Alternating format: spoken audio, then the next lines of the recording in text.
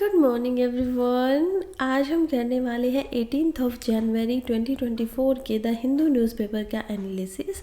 और अगर किसी को भी ये पीपीटी जो आपको दिखाई दे रही है इसका पीडीएफ चाहिए तो आप मेरे टेलीग्राम चैनल को यहाँ पर ज्वाइन कर सकते हैं, जिसका लिंक आपको कमेंट बॉक्स के अंदर मिल जाएगा। वहाँ डेली पे जो पीपीटी है, जो पीडीएफ है, वो वहाँ पे अपडेट होता रहता है, तो आप वहाँ से जाके उसको ले सकते हैं। चलिए शुरुआत करते हैं पहले आर्टिकल से, जो कि है Pakistan condemns air strike by Iran recalls ambassador. देखिए ये आर्टिकल आया है फर्स्ट पेज पर, लेकिन फॉरेन पेज पर हमें एक और आर्टिकल इसी से रेलिवेंट देखने को मिला, जो कि हमारे अंडरस्टैंडिंग को इसके प्रति और गहरी करेगा। वो आर्टिकल क्या है? Why did Iran carry out strike in Iraq, Syria and Pakistan. पहले हम इसको समझ लेते हैं कि ईरान ने ऐसा क्यों किया। ईरान के ऊपर सवाल उठता है क्योंकि ईरान ने 15-16 जनवरी को यहाँ पर 2 नहीं 3 देशों के अंदर एयर स्ट्राइक कर दी है। उन्होंने ब्लास्ट वगैरह किए, और इसमें कौन कौन सी कंट्रीज आती थी? इराक के अंदर किया गया है, जो कि इराक के एक शहर का नाम आता है। सीरिया के अंदर किया गया है, पाकिस्तान के अंदर किया गया है। रीज़न ईरान के ये दे रहे हैं कि देखिए लगातार हमारे ऊपर भी हमले हुए हैं। पहला हमला किया गया है जैश ए अल्क के द्वारा। तो ये जैश ए अल्द क्या है? ये एक ऐसा ग्रुप है जो कि फ्रीडम मांग रहा है, या पाकिस्तान बेस्ड एक टेररिस्ट ग्रुप है। वो कह रहे हैं कि जब हम 3 जनवरी को यहाँ पर इनके जो फॉर्मर प्रेसिडेंट थे सोलेमानी, उनके यहाँ पर कासिम सोलेमानी का जनरल जो थे क्वाड फोर्स कमांडर के, उनकी शहादत पे, या कह लीजिए कि उनके लिए इन्होंने एक पीस रखा हुआ था, एक फास्टिंग रखी हुई थी उनकी डेथ वाले दिन, जिनको यूएसए द्वारा 2021 के अंदर मार दिया गया था। उसकी वजह से यहाँ पर जैश अल्क, जिन्होंने रिस्पॉन्सिबिलिटी ली है कि हमने ऐसा किया है, उन्होंने उनके ऊपर हमला किया। अब यहाँ पर 2 ब्लास्ट हुए। ये 2 ब्लास्ट होने के बाद ऐसा माना गया है कि ईरान में 96 से ज़्यादा लोगों की डेथ हो जाती है इस दिन के ऊपर। ऐसे इन्हीं के रिस्पॉन्स में यहाँ पर ईरान का बोलना है कि पिछले 1 महीने से, कभी दिसंबर में उनके ऊपर यहाँ पर अटैक किए जा रहे हैं, जो कि ईरान के द्वारा, यहाँ पर बोला गया है कि इराक के द्वारा किया गया है। फिर कभी दिसंबर 15, 16 को, 25 को भी यहाँ पर देखा गया कि जो ब्रिगेडियर जनरल है सैयद राइजी मौसवी, एक सीनियर एडवाइज़र होते थे ये ईरान के elite Islamic revolutionary guard corps का, उनको मार दिया जाता है। और ये बोला जाता है कि पहले ये इज़राइल ने किया है, लेकिन इज़राइल इसकी कोई रिस्पॉन्सिबिलिटी नहीं ले रहा है। देखिए अभी तक और जो इराक और जो ये पाकिस्तान कर रहा था, ये ग्रुप यहाँ पर रिस्पॉन्सिबिलिटी ले रहे थे। इज़राइल द्वारा इसकी कोई रिस्पॉन्सिबिलिटी नहीं ली गई, तो इसी वजह से इज़राइल के ऊपर कोई अटैक भी नहीं हुआ। खैर अभी पाकिस्तान के ऊपर इन्होंने 15 तारीख को जब एयर स्ट्राइक की, और जो कि एक बहुत ही गांव है वहाँ पर, जो कि पाकिस्तान के बॉर्डर से लगता हुआ गांव है। इस गांव के अंदर, इसीलिए बलूचिस्तान प्रोविंस के अंदर इन्होंने इसी वजह से किया क्योंकि इनको लगता है कि यहाँ पर कैंप्स हैं।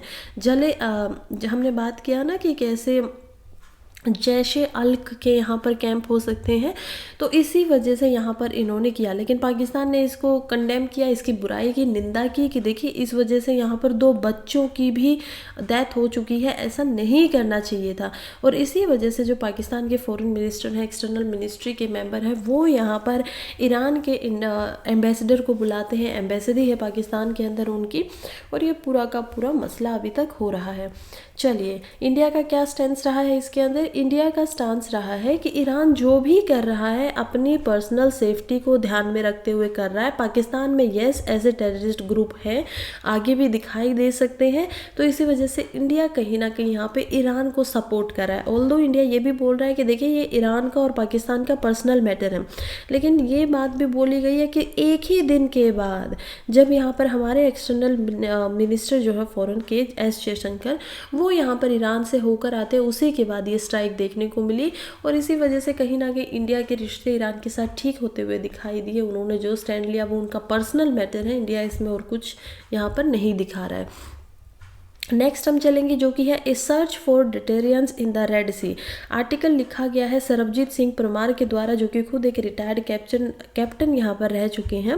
और ये देखिए जो ग्रोइंग मैरिटाइम सिक्योरिटी का कंसर्न हो रहा है ना, चिंता हो रही है रेड सी के अंदर, उस पर बात कर रहे हैं। रेड सी के इस टॉपिक को हम लोग बहुत अच्छे से समझ चुके हैं, बहुत बार हमने इस पर ध्यान दिया है कि ऐसा क्यों हो रहा है। हाउती ग्रुप ऐसा है, जो भी कंट्री यहाँ पर उनको लग रहा है कि इजराइल के साथ खड़ी है और पैलेस्टाइन लोगों के साथ उनको लग रहा है कि अत्याचार किया गया है, क्योंकि वो खुद भी इस्लामिक कम्युनिटी से ही बिलोंग करते हैं। तो ईरान का ये ग्रुप है और देखा जा रहा है कि कैसे ये ग्रुप जो है वो शायद बैकेंड किया जा रहा है। क्यों ऐसा दावा कर रहे हैं? क्योंकि यहाँ पर ऑथर का बोलना है सबसे पहले कि इनके जो वेपन्स है ना, वो बहुत ही एडवांस वेपन है। अगर एडवांस वेपनरी यहाँ पर देखी गई है, इसका मतलब कभी उनको हेलीकॉप्टर करे जा रहे हैं, कभी वो ड्रोन से यहाँ पर हमला कर रहे हैं। तो कह रहे हैं कि इनकी ट्रेनिंग से लग रहा है कि कोई ना कोई इनको सपोर्ट कर रहा है। शायद वो हो सकता है कि ईरान ही सपोर्ट कर रहा हो, या फिर पॉसिबली चाइना के द्वारा ये सपोर्ट किया जा रहा हो। इन्हीं कारणों की वजह से ये क्या कर पा रहे हैं, जो एडवांस कमर्शियल यहाँ पर देखने को मिल रहे हैं उनके ऊपर अटैक किया जा रहा है। जैसे अभी हाल ही में एक हाईजैक फिर से हुआ है गैलेक्सी लीडर के नाम से, जिसको हेलीकॉप्टर के द्वारा यहाँ पर हाईजैक किया गया था। तो अब इसके रिस्पॉन्स में क्या हुआ था, हमें पता है कि हाउती ग्रुप के आने के बाद में उसके रिस्पॉन्स में यहाँ पर आता है यूएस का ऑपरेशन प्रॉस्पेरिटी गार्डियन, यानी कि समृद्धि की हम लोगों को रक्षा करनी है। यूएस से यहाँ पर आकर बहुत सारे अलाइज से मिलता है, कहता है कि देखिए ना ट्रेड में कितना नुकसान हो रहा है। पिछले 15 दिन से हम लोग इस रेड सी वाली समस्या को बहुत अच्छे से समझ रहे हैं, क्योंकि इंडिया के ऊपर भी तो 2 बार अटैक किया जा चुका है ना। 2 बार इंडिया के जो शिप्स थे, यहाँ पर प्लूटो नाम का एक शिप है, फिर यहाँ पर एक न्यू नाम का एक शिप था, इन दोनों के दोनों शिपों के ऊपर ड्रोन से हमले किए गए। एक शिप को हाईजैक करने की कोशिश की गई, लेकिन हम लोगों ने उसको बचा लिया। इंडियन नेवी के शिप्स की मदद से भी हमने उसको बचाया, ठीक है, हम लोग बच गए। और उसके बाद से इंडिया ने इस अलाइन के अंदर कोई साथ नहीं दिया, यूएसए के साथ वो नहीं मिला। और ये एक बहुत बड़ी समस्या आ रही है यूएसए के सामने भी, कि जो उसके अलाई हैं या जो उसके सपोर्टर थे मैरीटाइम सिक्योरिटी के ऊपर, वो कहीं ना कहीं डिप्लोमेसी को ध्यान रखते हुए पीछे हट रहे हैं। शुरुआत में इस ऑपरेशन में 20 मेंबर होने थे, 20 कंट्रीज साथ में आ रही थी, लेकिन वो जब ये साइन हुआ तो केवल 8 रह गई थी, यानी यूएसए के साथ मिला दे तो 9 कंट्रीज ही ऐसी रही जो इस सिक्योरिटी में काम कर रही हैं। अब ऑपरेशन गाइड के अंदर क्या होगा, गार्डियन के अंदर, ऑपरेशन प्रॉस्पेरिटी गार्डियन के अंदर क्या होने वाला है कि ये जो सारी कंट्रीज है ना, ये अपनी अपनी मैरीटाइम फोर्स यहाँ पर भेजेंगी। यानी एक तरीके से जो आपकी उन सभी की यहाँ पर नेवी की, समुद्र की फोर्स होती है, या फिर जो फौज होगी उनकी आर्मी का एक भाग होगा, वो उनको एक साथ भेजेंगे सभी कंट्रीज मिलके, और वो उस एरिया की सिक्योरिटी करेंगे। अब ऐसा देखने को मिला कि उन्होंने कुछ हाउती के रेबल्स को यहाँ पर मार भी दिया था, 7-8 हाउती के रेबल्स थे। लेकिन फिर ये पता चलता है कि एक ही साल पहले यूएसए ने, जबकि यहाँ पर ऐसी बहुत सारी कंट्री थी जो इस काम को करने से मना कर रही थी, even Iraq was denying that, तो क्या किया, एक ही साल पहले इन्होंने हाउती ग्रुप को यहाँ पर टेररिज्म की लिस्ट से बाहर निकाल दिया था। लेकिन अब ऐसा लग रहा है कि दोबारा से वो उसको स्पेशल कैटेगरी के अंदर डालने वाले हैं। और इसके अलावा अगर हम और बात करें कि और क्या क्या बातें की गई है, तो कह रहे हैं कि इंटरनेशनल रिस्पांस में काफ़ी डिले देखने को मिल रहा है।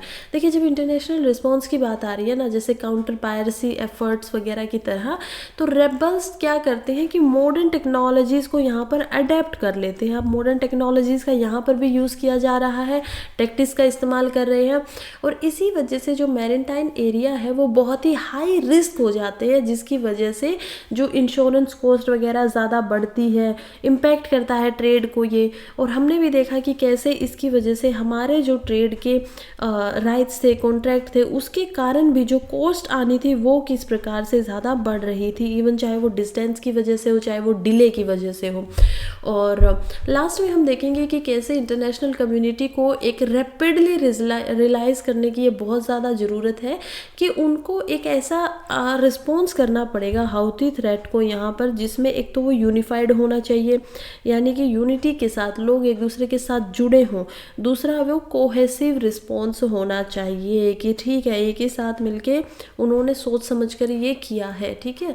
तो हाउती की थ्रेट के ऊपर उनको ऐसा ही कुछ फैसला लेने की ज़रूरत है, कैलिब्रेटेड एक्शंस की बहुत ज़्यादा ज़रूरत है, ताकि जो यमन है वो एक दूसरा बैटल ग्राउंड ना बन जाए, क्योंकि यमन इस चीज़ से बहुत परेशान है। यमन से यहाँ पर जो ऑयल का यहाँ पर इंपोर्ट होता था वो इससे सबसे ज़्यादा हार्म हो रहा है, रिस्ट्रिक्ट कर रहा है उसको बहुत इफेक्ट हो रहा है। तो ऐसा ना हो जाए कि यमन भी हाउती ग्रुप से लड़ने के लिए बन जाए, और जो इजराइल और गाजा का यहाँ पर हम देख पा रहे हैं कहीं वही हाल यमन में ना देखने को मिले। और इसी वजह से हाउतीज़ को कहीं ना कहीं यहाँ पे डिवाइड करना पड़ेगा नेशंस की वजह से, क्योंकि ये हाउतीज़ क्या करें अलग अलग नेशंस को यहाँ पर डिवाइड करके यूएस की डोमिनेंस को भी तो चैलेंज कर रहे हैं ना। तो इसी वजह से जो लैक ऑफ मैरिटाइम सिक्योरिटी है उसके ऊपर काम करना बहुत ज़रूरी है, सभी कंट्रीज़ को एक साथ मिल के ये काम करना चाहिए। नेक्स्ट आर्टिकल की तरफ बढ़ते हैं जो कि बात कर रहा है on delisting some Kuki Zomi tribes. देखिए आर्टिकल किस बुनियाद में लिखा गया है कि सेंटर के द्वारा, यानी कि जो सेंट्रल गवर्नमेंट है इंडिया की, उनके द्वारा एक नोटिफिकेशन भेजा गया है यहाँ पर मणिपुर के सीएम को। तो मणिपुर के सीएम चीफ मिनिस्टर जो कि अभी एन बीरेन सिंह है, उन्होंने उन्हीं नोटिफिकेशन के ध्यान में रखते हुए एक अनाउंसमेंट किया कि ठीक है हम लोग जितनी भी एसटी की हमारे पास लिस्ट है, एक ऐसा एरिया जो कि यहाँ पर वैली के, और हम देख पा रहे थे मैतीज़ और कुकीज़ के बीच में इतना ज़्यादा प्रॉब्लम हो रही थी, खासकर 6 महीने मई को ये शुरुआत होती है, बहुत सारी बातें निकल के आती है कि मणिपुर बिल्कुल जल रहा है। और क्या मुद्दा था कि मैतीज़ यहाँ पर चाहते थे कि उनको भी एसटी का यहाँ पर स्टेटस मिले, लेकिन कुकीज़ वगैरह लोग थे वो कह रहे थे कि कुकीज़ और जोम्बीज में से कुछ को बाहर निकाल दीजिए, वो तो डिज़र्व ही नहीं करते हैं एसटी का स्टेटस लेना, शेड्यूल ट्राइब का स्टेटस लेना। इस बात के ऊपर वहाँ पर ये जो भीड़ है वो भड़क जाती है, या ट्राइब लोग जो भड़क जाते हैं। उनका कहना था कि मैतीज़ जो है वो क्यों चाहते हैं एसटी का स्टेटस लेना। पहली बार उन्होंने इतिहास में ऐसी कोई डिमांड की है, और कारण यही था कि ट्राइब के एरिया के अंदर वो लोग खुद की ज़मीन नहीं खरीद सकते हैं, तो ये काम नहीं कर सकते। खुद की ज़मीन खरीदने के लिए वो कह रहे हैं कि हम लोग भी यहाँ पर ऐसे ही हैं। कुकी लोगों का बोलना है कि ये तो एसटी की कैटेगरी में आते ही नहीं है, कहीं ना कहीं आर्ग्यूमेंट भी दी जा रही है। वो कह रहे हैं कि ये तो म्यांमार से आए हुए लोग हैं, ये तो कभी इंडिया में होते ही नहीं थे। लेकिन इसके काउंटर भी कुछ आर्ग्यूमेंट्स दी गई है, वो हम समझेंगे। तो सबसे पहले जो इंडियन सेंट्रल गवर्नमेंट है उन्होंने रिक्वेस्ट किया मणिपुर की गवर्नमेंट को कि एक कहीं ना कहीं आप कुकी एंड जोम्बी जो ट्राइब्स हैं उनको प्रॉपरली यहाँ पर चेक कीजिए, और उनको चेक करने के बाद में जो मैतेई कम्युनिटी है उनके इंक्लूजन की भी बात यहाँ पे की गई है। सबसे पहले मुद्दा कब भड़का था, जब हाई कोर्ट की तरफ से ये ऑर्डर आया था कि मैतेईस को आप इंक्लूड कर लीजिए, हाई कोर्ट ऑफ मणिपुर की तरफ से। लेकिन फिर ये प्रोटेस्ट हो गया, ये सारी चीज़ें देखने को मिलती हैं, बहुत ही ज़्यादा हम देख पाए थे कि कैसे लड़ाइयाँ हो रही थी दोनों ग्रुप्स के बीच में। और उसके बाद से ये मुद्दा अभी 5-6 महीने तक ऐसे ही शांत था, और उसके बाद अब सेंटर के बाद में देखने को मिलता है कि अब क्या होगा। अब ये कह रहे हैं कि रिप्रेजेंटेशन का ग्राउंड क्या है। देखिए रिप्रेजेंटेशन की जो बात की जा रही है ना, कि कुछ स्पेसिफिक जो एंट्रीज़ हैं मणिपुर की स्टेटी लिस्ट एसटी लिस्ट के अंदर, उसमें आपको क्या करना चाहिए कि इंडिजीनियस नहीं होना चाहिए। आपको क्या कह रहे हैं, बार बार ये बात बोली जा रही है कि आपको इंडिजीनियस होना बहुत ज़रूरी है, लेकिन फिर ये कह रहे हैं कुकी लोग जो हैं, जोम्बी लोग जो हैं, कि ये तो इंडिजीनियस है ही नहीं, ये तो यहाँ से बिलोंग ही नहीं करते, ये तो इलीगली इमिग्रेंट होके आए हैं म्यांमार और बांग्लादेश से, और ये एसटीज़ का यहाँ पर फ़ायदा उठाना चाहते हैं एसटी स्टेटस लेकर, ऐसा बोलना है। इसकी अगर काउंटर आर्ग्यूमेंट की बात करें और हिस्ट्री के हिसाब से देखें तो देखिए मणिपुर में जब फर्स्ट यहाँ पर शेड्यूल ट्राइब लिस्ट बनकर आई थी जो कि 1950 के अंदर थी, उसमें मैतीज़ को यहाँ पर इंक्लूड किया गया है। तो ये बात तो हम बोल ही नहीं सकते, कहीं ना कहीं जो काउंटरिंग है कि ये लोग बांग्लादेश और म्यांमार से आए हैं, बल्कि ये शुरू से ही यहाँ पर रहते थे। उसके अलावा कुछ रिकमेंडेशन आई है फर्स्ट बैकवर्ड क्लासेस कमीशन की, बीसीसी जो है आपका, उनकी कुछ रिकमेंडेशन यहाँ पर दी गई थी। उसके अलावा लोकुर कमीशन एक बनाया गया था, उनकी कुछ रिकमेंडेशन यहाँ पर दी गई थी। तो ये क्या दोनों बात कर रहे थे, देखिए बीसीसी ने ये ऑब्जर्व किया था 1995 के अंदर, बीसीसी की एक रिपोर्ट आती है 1955 के अंदर। तो इस रिपोर्ट में ये ऑब्जर्व करते हैं कि कैसे जो ट्राइबल क्लासिफिकेशन है ना, वो ब्रिटिश एडमिनिस्ट्रेशन के अंदर शुरू हुआ था। उन्होंने क्लासिफाई करना या वर्गीकृत करना शुरू किया था कि कौन सी ट्राइब है, कौन ट्राइब नहीं है। और ये रिकमेंड किया गया कि इंडिविजुअल ट्राइब, अलग अलग जो ट्राइब हैं उनका नाम होना चाहिए एसटी लिस्ट के अंदर, ना कि ऐसे एक अम्ब्रेला ट्राइब होना चाहिए कि कुकी ट्राइब को हम यहाँ पर डाल देते हैं, राइट। तो इनके अंदर जो अलग अलग ट्राइब है, जो अलग अलग समूह हैं, उनका पर्टिकुलरली नाम लेके आप इसको बनाइए। और इसी के बाद में एक रिवाइज एसटी की लिस्ट निकाली गई जो कि 1956 में यहाँ पर निकल कर आई, सामने आती है। फिर लोकूर कमीशन आता है। लोकूर कमीशन जो है वो कहता है 1965 में अपनी रिपोर्ट जब वो सबमिट कराता है सेंटर के अंदर, तो बोलता है कि देखिए ये जो कम्युनिटी है ना कुकी ट्राइब्स की, इनके अंदर बहुत ही ज़्यादा स्प्लिंटरिंग टेंडेंसी है, यानी कि एक दूसरे से थोड़ा सा गुस्से वाले, थोड़ा अलग हो सकते हैं। तो एक सेक्शन होना चाहिए ट्राइब का जो आइडेंटिफाई कर सके इंडिपेंडेंटली, वो कह सके देखिए अब ये स्प्लिंटरिंग का जो मुद्दा आ रहा है बार बार कि बहुत सारे समूह इसमें है जो अपने आप को खुद भी कुकी के अंदर होते हुए भी अलग अलग मानते हैं, टेंडेंसी उनके अंदर है, तो उनका एडेप्टेशन थोड़ा यूनिक आइडेंटिटीज से होना चाहिए। उनको थोड़ा सा आइडेंटिफाई करो कि उनके अंदर कौन कौन ऐसा है जो इंडिपेंडेंटली होना चाहता है। एट द एंड अभी तक ये मुद्दा ऐसे ही छोड़ दिया गया, उसके ऊपर कुछ काम नहीं हुई। लेकिन लास्ट में अभी क्या हो रहा है ना कि ये जो रिक्वेस्ट बनाई गई है कि रीअसेस कीजिए, एक्सक्लूड करिए कुछ ऐसी ट्राइब्स को जो एसटी की लिस्ट में आती है मणिपुर में, और उनका एक ये इशू काफ़ी बड़ा बन गया है। क्योंकि अब अगर आपको कोई प्रिविलेजेस बन रहे हैं, आप एसटी कैटेगरी में है, आपका लैंड है, फॉरेस्ट के अंदर ज़मीन है आपकी खुद की, लेकिन जैसे ही आप उससे बाहर जाएंगे तो आप उस ज़मीन को के ऊपर फॉरेस्ट के अंदर आपका कोई अधिकार नहीं रहेगा, आप उसके एज अ मालिक नहीं रह पाएंगे। तो ये तो जिन लोगों को प्रिविलेज मिला हुआ था उनको इस बात से गुस्सा आना तो बहुत ही लाजमी बात है। और यही हमें समझ में आ रहा है कि जो मैती कम्युनिटी है वो अपने इंक्लूजन को जस्टिफाई कर रही है। हालांकि कुछ चैलेंजेस सामने हैं, जैसे कि कुकी और जोम्बी दोनों ही ट्राइब्स नहीं चाहती हैं कि मैतीज को यहाँ पर इंक्लूड किया जाए, लेकिन फिर भी ऐसा कोई सॉलिड एविडेंस उनके खिलाफ नहीं मिल रहा है जो क्लेम कर सके कि ये जो ट्राइबल है वो इलीगल माइग्रेशन से यहाँ पर आई है, इमिग्रेट करके इंडिया के अंदर आई है। ऐसा कुछ भी यहाँ पर नहीं दिया गया है। ऑल्दो इंडिविजुअल ट्राइब्स के नेम पे भी इंटर ट्राइब डिफरेंसेस बहुत देखने को मिलते हैं। जो ऑनगोइंग सिचुएशन है उसके लिए अभी इसी वजह से एक बहुत ही डीपर एनालिसिस की ज़रूरत है ताकि इसको अच्छे से समझा जा सके, और ना ही सिर्फ हिस्टोरिकल पर्सपेक्टिव से बल्कि सोशल हार्मनी के हिसाब से, और जो हिस्टोरिकल जस्टिस है कि एक टाइम पर मान लीजिए आप नहीं दे पाए उस जस्टिस को, उस न्याय को, लेकिन अगर आज समय है तो आज उसको प्रोवाइड करवाया जाना चाहिए। आज के हम लास्ट आर्टिकल की तरफ बढ़ते हैं जो कि साइंस पेज से यहाँ पर आया है, और आर्टिकल बात कर रहा है listen to your gut, it may be telling you something about your heart. देखिए आर्टिकल जो है वो बहुत अच्छे से अगर मैं कंक्लूड करूँ तो एक रिश्ता बता रहा है। क्या रिलेशनशिप की बात हो रही है यहाँ पर? एक रिलेशनशिप की बात हो रही है ह्यूमन जेनेटिक्स के बीच में, कि ह्यूमन के जो जीन हैं वो कैसे हैं, ह्यूमन के जीनोम कैसे हैं, और गट के माइक्रोब्स के लिए, ठीक है। तो माइक्रो जो बायोम की हम बात करें गट के अंदर, यानी पेट के अंदर आपके जो बहुत ही लाखों ट्रिलियन की मात्रा में छोटे छोटे माइक्रोबायोम होते हैं, उनके बारे में यहाँ पर बात की जा रही है। जब ह्यूमन माइक्रोबायोम की बात आती है तो एक बहुत ही ट्रिलियंस ऑफ माइक्रो ऑर्गेनिज्म है, बहुत छोटे छोटे ऑर्गेनिज्म है ये जो हमारी बॉडी में रहते हैं, और वो बहुत ही एक इम्पोर्टेंट पाइटल रोल प्ले करते हैं हमारी हेल्थ और डिसीज़ के मैटर के अंदर। इसी के लिए यहाँ पर कुछ रिसर्च की जा रही है। उस रिसर्च के अकॉर्डिंग ये नया पता चला है कि कैसे जो ये माइक्रो ऑर्गेनिजम्स है वो डाइजेशन के अंदर कहीं ना कहीं अपनी भूमिका निभाते हैं बहुत ही ज़्यादा। हम जो खाने को पाचन करते हैं, पाचन जो प्रक्रिया होती है उसके अंदर, उसके अलावा जो मेटाबॉलिज्म है अगेन जो खाने को यहाँ पर पचाने का काम करता है, इम्यूनिटी, न्यूट्रिएंट अब्जॉर्प्शन, कि आप खाना करने के बाद आपको कौन सा पोषक तत्व यहाँ पर चाहिए, न्यूट्रिएंट कौन सा चाहिए, मेंटल हेल्थ, इन सभी के ऊपर इनकी जो भूमिका है वो काफ़ी अहम यहाँ पर है। और इसीलिए जो रिलेशनशिप है अगर ह्यूमन जीनोम का और ये माइक्रो जियोम जो है माइक्रो ऑर्गेनिज्म जो अगर इनको समझा जा सकता है तो ये साइंटिफिक इंटरेस्ट के लिए और इंडिया या फिर जो भी ग्लोबल लेवल पे हम देख पाएंगे कि ह्यूमन की जो हेल्थ है उसके लिए बहुत ज़्यादा इम्पैक्टफुल हो सकता है, इम्पोर्टेंट हो सकता है।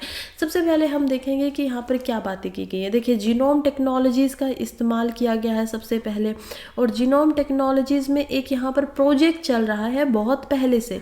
प्रोजेक्ट का क्या नाम है? प्रोजेक्ट का यहाँ पर नाम है, 2012 से चल रहा है, द ह्यूमन माइक्रोबियोम प्रोजेक्ट। तो ये कुछ आप लोगों को बहुत ही जाना पहचाना लग रहा होगा। ऐसा ही कुछ प्रोजेक्ट एक 2005 में आता है जो कि ह्यूमन जीनोम सीक्वेंसिंग का आता है। उसी 2005 वाले प्रोजेक्ट के ऊपर, उसी का ध्यान से लेते हुए यहाँ पर माइक्रोब्स का प्रोजेक्ट किया जाता है। 2012 में ये प्रोजेक्ट जब आता है तो इनकी सीक्वेंसेस की जाती है, जीनोम सीक्वेंसेस के हिसाब से, कि कैसे ये माइक्रोब जो है वो ह्यूमंस के अंदर रहते हैं और कैसे ये ह्यूमन की बॉडी का एक बहुत ही कॉम्प्लेक्स मेकअप बनाते हैं। कितना ज़्यादा कॉम्प्लेक्स है, इनको समझना बहुत मुश्किल भी है कि ये कहाँ पर है, इनका काम क्या है अलग अलग का।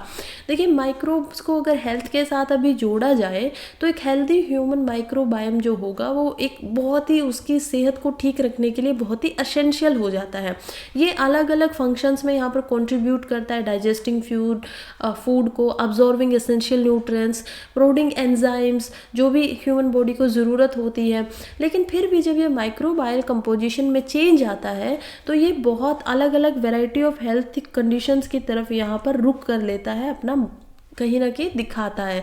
तो अलग अलग कंडीशंस इससे मिलती है, उन्हीं के लिए कुछ यहाँ पर रिसर्च की गई, और उन्हीं में से एक जो कंडीशन है वो ये है कि गट टू हार्ट कनेक्शन, कि जो गट है आपका पेट जो, और उसके अंदर जो माइक्रो ऑर्गेनिजम्स है, इनका क्या कनेक्शन है दिल के साथ में, हार्ट के साथ में। ऐसे एविडेंसेस कुछ मिले हैं, कुछ एविडेंसेस इंक्रीज हुए हैं जो इस बात को सजेस्ट करते हैं कि हमारा जो जेनेटिक मेकअप है वो अफेक्ट करता है डाइवर्सिटी को, और जो अबंडेंस है गट के अंदर, जो माइक्रोब्स हैं उनकी वो जो अबंडेंस है उनको वो दिखाता है। रिसेंट की स्टडीज़ ने ये भी आइडेंटिफाई किया है कि जो ह्यूमन जेनेटिक वेरिएशंस हैं और जो जीन्स हैं गट माइक्रोब्स के, वो इन्फ्लुएंस करते हैं कार्डियोवास्कुलर रिस्क को। वो डिपेंड करता है कि कैसे इनके वेरिएशन में, और कैसे जो माइक्रोब्स हैं, मान लीजिए उनकी संख्या कुछ ज़्यादा है या फिर उनकी कोई अलग तरीके के वो है, कुछ मात्रा में अलग है, तो वो जो कार्डियो से रिलेटेड आपका वास्कुलर रिस्क होगा कि आपको कार्डिक अरेस्ट आ सकता है, नहीं आ सकता, हार्ट अटैक आ सकता है, तो वो कितना रिस्क बनता है, ये उसको कहीं ना कहीं यहाँ पर इन्फ्लुएंस करते हैं। सेकंड हम कैटेगरी देखेंगे कि इनको कैंसर के साथ भी जोड़ा गया है। कैंसर से कैसे कनेक्ट किया गया है? ऐसा माना जा रहा है कि रिसर्च की जो अभी अभी रिसेंट रिसर्च हुई है उनमें ये माना गया है कि कैसे जो माइक्रोब्स हैं वो ह्यूमन कैंसर के साथ भी एक लिंक प्रोवाइड कर रही है। खासकर कोलोरेक्टल यहाँ पर कैंसर नाम का एक कैंसर है जो कि ह्यूमंस में पाया जाता है, और इस कैंसर के अंदर इनकी भी एक भूमिका है। स्टडीज़ ने ये एक स्टडी की गई थी एक चूहे के ऊपर, और उसमें बताया कि यहाँ पर एक मॉलिक्यूल की प्रेजेंस है। ये जो माइक्रोबम्स होते हैं इनके अंदर एक मॉलिक्यूल है जिसको ट्रांस 3 इंडोलैरिक एसिड बोला जाता है, इंडोलाइक्राइलिक एसिड। ये जब प्रोड्यूस होता है, ये पर्टिकुलरली गट जो माइक्रोब्स है ना उन्हीं के द्वारा इसको बनाया जाता है, और यही कारण बनता है यहाँ पर कोलोरेक्टल कैंसर है उसके लिए। कौन सा यहाँ पर एक मॉलिक्यूल की बात की गई है? ट्रांस 3, ये इंपॉर्टेंट हो जाता है प्रॉब्लम्स के लिए, और ये है इंडोलियाक्राइलिक। सो ये आपका माइक्रो मॉलिक्यूल है। नेक्स्ट हम चलते हैं कि इसको एक न्यूरोलॉजिकल इन्फ्लुएंस के साथ भी यहाँ पर क्या किया गया है, जोड़ा गया है। न्यूरोलॉजी किस चीज़ से रिलेटेड है? दिमाग से रिलेटेड है, न्यूरॉन से रिलेटेड है, तो उनके ऊपर माइक्रोबायोम्स का क्या इन्फ्लुएंस हो सकता है।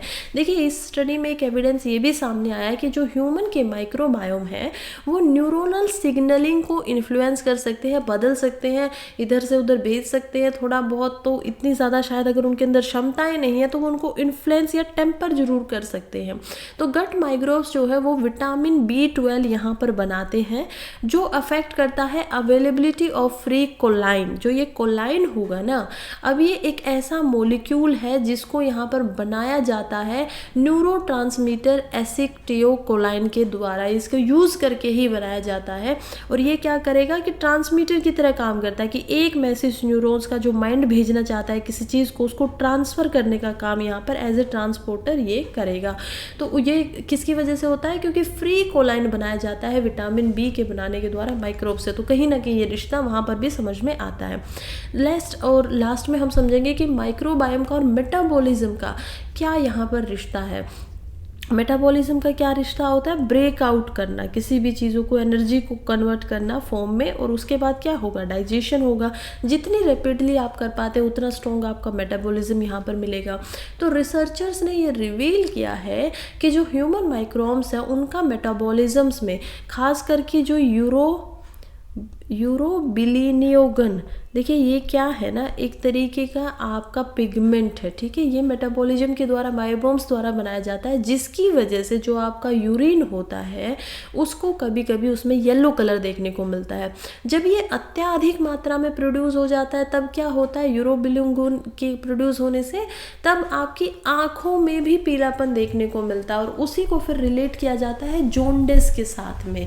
तो देखिए ये किस वजह से होता है? ये एक बैक्टीरियल एंजाइम है जो कि बिलीरुबिन रेडुकेस्टिन की रिस्पॉन्सिबिलिटी करता है, जो कि रिड्यूस कर देता है बिलीरुबिन को यूरोबिलिनोजेन के द्वारा। और ये एक मेटाबॉलिक बहुत ही इंपॉर्टेंट स्टेप है। अगर यहाँ पर ये हो जाता है, अगर ये इम्प्लीमेंट इसको ज़्यादा हो जाएगा, इससे क्या होगा? इससे एक्चुअली में हेमोग्लोबिन कम होता है। तो इससे हेमोग्लोबिन कम हो रहा है आपको, या वाटर की कमी के बाद में भी अगर आप पानी पी लेते हो और फिर भी आपका यूरिन जो है उसका कलर आपको येलो ही दिखाई दे रहा है, तो इसका एक बहुत बड़ा रीज़न ये है। और ये क्यों हो रहा है? क्योंकि यहाँ पर जो माइक्रोबायोम है वो इसमें इंटरफेयर कर रहे हैं। तो इसीलिए एक रिलेशन यहाँ पर इसके साथ भी देखा जा रहा है। खैर, अगर एट द एंड हम समझे कि अभी तक पूरे आर्टिकल में क्या क्या बातें की गई, तो हमें समझ में आता है कि जो ह्यूमन जीनोम है उसकी स्टडीज़ अभी हमारे फ्यूचर को, हेल्थ केयर के फ्यूचर को बहुत ही ज़्यादा शेप कर रही है कि वो कैसा होने वाला है। पर्सनलाइज बनाने की कोशिश कर रही है, क्योंकि आप एक एक ह्यूमन के जीनोम जो है, वैसे तो 98% जो सभी ह्यूमन्स हैं उनका जेनेटिक मेकअप एक दूसरे से सेम है, सिमिलर है, एक जैसा ही है। हम लोगों की नाक होती है, मसल्स होती है, हर चीज़ सेम है। लेकिन जो 2%, खास करके जो 1% भी हमारा अलग है ना, डिफरेंस है, वो डिपेंड करता है कि हमारे जीन्स क्या है, हमारे जीनोम का मेकअप क्या है। और जीनोम के अंदर भी जीन की जब हम बातें करते हैं तो उसको जब स्टडी किया जा रहा है, उसकी सीक्वेंसेस की जाती है, ताकि आपको समझ में आ सके कि आपको आने वाले फ्यूचर में क्या बीमारी हो सकती है। ऐसे तक के एग्जांपल यहाँ पर मिलते हैं कि फ्यूचर की बीमारी इसको भी आप ख़त्म कर सकते हो, रोक सकते हो। तो ये एक बहुत ही पर्सनलाइज बना रहा है, और हमारी अंडरस्टैंडिंग भी यहाँ पर बढ़ रही है, क्योंकि गट माइक्रोब्स के बारे में बात हो रही है, उनका इंटरेक्शन क्या है ह्यूमन जीन्स के बारे में, ये सारी चीज़ों को भी बढ़ाया गया है, यहाँ पर बताया गया है कैसे स्टडी जो है वो इस चीज़ को इंडिकेट करती है कि ह्यूमन जीन के जो वेरिएंट है वो कभी कभी कैसे माइक्रोब्स के साथ एक दूसरे के साथ मिलके बहुत ही नोवल अप्रोचेस लेके आती हैं, जो कि बहुत ही कॉम्प्लेक्स हेल्थ कंडीशंस को, चाहे उसमें कार्डियोवास्कुलर जैसी डिजीज़ हो या कैंसर जैसी डिजीज़ हो, उनका पोटेंशियल बढ़ा देती हैं होने का। तो ये सारी चीज़ें हमें इस आर्टिकल से समझ में आती हैं, और यहीं पे हमारा जो न्यूज़पेपर है वो ख़त्म हो जाता है। Thank you so much for being here. जो भी अभी तक बना हुआ है पढ़ते रहिए, आगे बढ़ते रहिए, चैनल को सब्सक्राइब कर लीजिए अगर डेली आपको